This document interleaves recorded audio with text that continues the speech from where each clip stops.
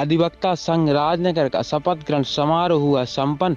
राजनगर अधिवक्ता संघ का शपथ ग्रहण समारोह कार्यक्रम एक गरिमापूर्ण कार्यक्रम के माध्यम से संपन्न हुआ, जिसमें नवनिर्वाचित अध्यक्ष आर के उपाध्याय, सचिव जय तिवारी एवं उनकी कार्यकारिणी तथा कार्यकारिणी के सदस्यों को पद एवं गोपनीयता की शपथ वरिष्ठ अधिवक्ता हाशिम अंसारी जी के द्वारा दिलवाई गई। अधिवक्ता संघ राजनगर के इस शपथ ग्रहण समारोह में अधिवक्ता संघ के इस निर्वाचन प्रक्रिया को संपन्न कराने वाले निर्वाचन अधिकारी अवधेश तिवारी ने निर्वाचन की प्रक्रिया को मंच के माध्यम से प्रस्तुत किया।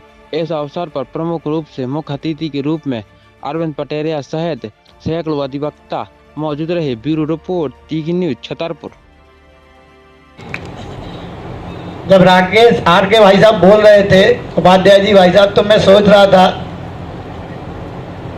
कि यहाँ पर चूंकि मंच पर हमारे मुख्य अतिथि साहब बैठे हैं, डीजी साहब बैठे हैं, सभी जजेस बैठे हैं, तो मैं सोच रहा था कि जो यहाँ पर सामने बैठे हुए सभी जो हमारे अधिवक्ता भाई हैं, तो मैं अपनी व्यक्तिगत बताना चाहता हूँ, जो मुझे लगा कि मुझे अपनी मन की बात भी बोलना चाहिए यहाँ पर। मैं चूँकि सामान्य परिवार, जैसे अभी माधव ने बात रखी है कि मैं विद्यार्थी परिषद से लेकर के यहाँ तक आया, तो मैंने कभी नहीं सोचा था भैया कि मैं इस यहाँ तक पहुँचूँगा। मैंने तो केवल जीवन में ये सोचा था, क्योंकि सामान्य परिवार से आया था और मैं देखता था कि लोग परेशान घूमते हैं, सीधे साधे लोगों की, गरीब लोगों की, गांव के लोगों की मदद करने वाले लोग नहीं होते हैं। बड़े लोगों की मदद करने वाले तो बहुत लोग होते हैं। तो मेरे मन में बचपन से यही रहता था, जब मैं दोस्तों के लिए करता था तो मैं दोस्तों की मदद करता था। मुझे ईश्वर ने एक ऐसे संगठन से जोड़ा, मैं विद्यार्थी परिषद से जुड़ा, तो मैंने विद्यार्थियों के लिए काम किया। मैं हमेशा यही सोचता था कि जहाँ पर मैं हूँ, मैं पूरी ईमानदारी से काम करूँ। तो मैंने विद्यार्थी परिषद में रहते हुए मैंने जितने भी आंदोलन किए, तो आज जो बताया ना कि जो यूनिवर्सिटी है उसके लिए मैंने 4 दिन आमरण अनशन किया था, और मुख्यमंत्री जी आए थे, उन्होंने यूनिवर्सिटी की घोषणा की थी। तो मेरे कहने का मतलब ये है कि फिर मैं राजनीतिक जीवन में यहाँ तक पहुँचा, और मेरे मन में हमेशा यही रहता था कि मैं लोगों की मदद कैसे कर पाऊँ। तो पहले मैंने सोचा कि मैं पुलिस बनूँ। पुलिस बन करके, सर मैं ये बिल्कुल यथार्थ बात बता रहा हूँ, क्योंकि मंच पर टाइम नहीं होगा, लेकिन फिर भी मैं बात रखना चाहता हूँ कि मैंने सोचा कि मैं पुलिस बनूं। मैं देखता था कि अगर गुंडों को और गलत लोगों को अगर सुधारना है तो उसके लिए पुलिसिंग सबसे अच्छी व्यवस्था रहती है। वो मार मार के गुंडों को सुधार देती है और गरीब की मदद करती है। फिर बाद में मैंने सर एनसीसी ली, पर एनसीसी में मैं इसलिए नहीं बता रहा हूं कि मैं पहुंचा हूं। मैं जीवन में जो भी करता था मैं पागलपन और जुनून के हद तक करता था। मैंने एनसीसी ली, तो मैं एनसीसी का सार्जेंट रहा। आरडीसी कैंप दिल्ली के लिए मेरा सिलेक्शन हुआ, लेकिन मेरी हाइट नहीं बढ़ी और मुझे बाहर कर दिया गया सर जबलपुर से।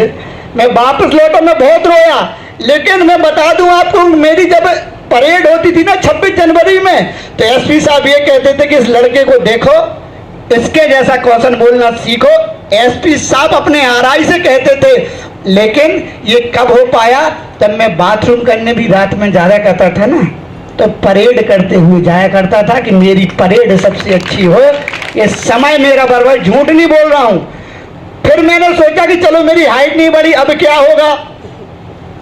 तो फिर मैंने पढ़ाई की। पढ़ाई करके सर मैं बता दूं, आज बता रहा हूं, लेकिन मेरे साथ वाले हैं, वीरेंद्र भाई हैं, मैंने कहा फिर वकील बनो। अगर लोगों को न्याय दिलाना है तो मैंने एलएलबी भी की। एलएलबी करते करते मैं विद्यार्थी परिषद में चला गया। मैंने फर्स्ट ईयर की, सेकेंड ईयर की, फाइनल भी की, लेकिन मेरा एक सब्जेक्ट रोक गया, सप्लीमेंट दिया गई, क्योंकि उस टाइम पे नेतागिरी का भूत सवार हो गया था। फिर नेतागिरी लगा कि वकील में तो थोड़ी कम मदद है, नेतागिरी में और भी मदद कर सकते हैं लोगों की। तो मैंने राजनीतिक क्षेत्र में अपना तय किया कि मुझे राजनीतिक क्षेत्र में जाना है। मेहनत की, आप सबके आशीर्वाद से आज मैं यहाँ पर हूँ। तो मेरा ये कहने का मतलब है कि आप लोग भी जो यहाँ पर बैठे हुए लोग हैं, आदरणीय भाई साहब हैं, आप समाज को न्याय दिलाने में बहुत बड़ी भूमिका निर्वहन करते हैं। आपने आज जो गोपनीयता की शपथ ली है, तो मेरा यही निवेदन है कि जीवन में मानव जब जन्म लेता है उसके बाद दो चीजें आती हैं मन में कभी भी। हम देखते हैं चूंकि अब राजनीतिक क्षेत्र में है तो लोग ये कहते हैं कि भगवान हमें दो जगह कभी नहीं ले जाना। कहाँ? अस्पताल और अदालत। उसका कारण ये है कि सबसे बड़ी समस्या से अगर कोई जूझता है तो दो जगह जूझता है। जब वो अस्पताल जाता है तो ईश्वर को याद करता है, और जब अदालत जाता है या तहसील जाता है तो वह किसके भरोसे रहता है? अस्पताल में डॉक्टरों के भरोसे रहता है, और अदालत और तहसीलों में आप सबके भरोसे रहता है। और उसको ये भरोसा रहता है, जैसे डॉक्टर इंजेक्शन लगाता है ना, बाद में दवाई असर करती है। अगर वो सही से इंजेक्शन या दवाई नहीं देगा ना तो बीमार व्यक्ति सही नहीं होगा। ऐसा ही यहाँ पर आपने जज साहब लोग बैठे हैं, ये न्याय करने के लिए बैठे हैं, लेकिन अगर आप सही से डोज नहीं लगाओगे ना तो बेचारे आदमी को न्याय नहीं मिल पाएगा।